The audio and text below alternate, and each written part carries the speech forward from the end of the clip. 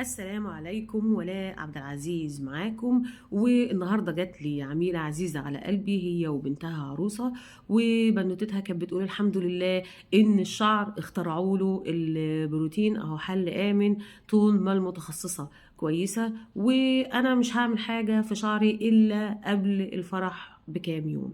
ودي النقطة اللي أنا طالعة أتكلم فيها.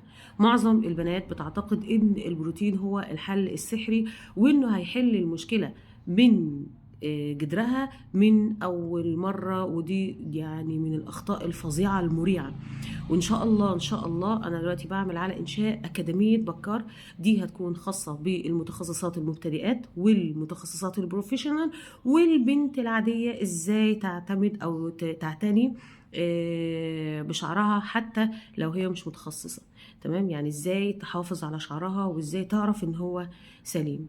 واللي انا طالعه اقوله النهارده ان المفروض العنايه بالشعر ده بيبتدي من واحنا في السن الصغير. بالعكس، كل ما يكون وتوصليه لسليم بيكون كل المعالجات اللي احنا بنعملها بعد كده جميله، وبناخد الميزه بتاعته وبنتفادى اخطاره. اعتقد كلنا طبعا نعرف ان البروتين اخطاره تعتبر اكتر من مميزاته لو ما استخدمناهوش صح او لو ما تعاملناش مع الشعر بالشكل السليم. فارجوك لو عندك بنوته صغيره لازم تعلميها والحاجات دي انا منزلاها في الفيديوهات.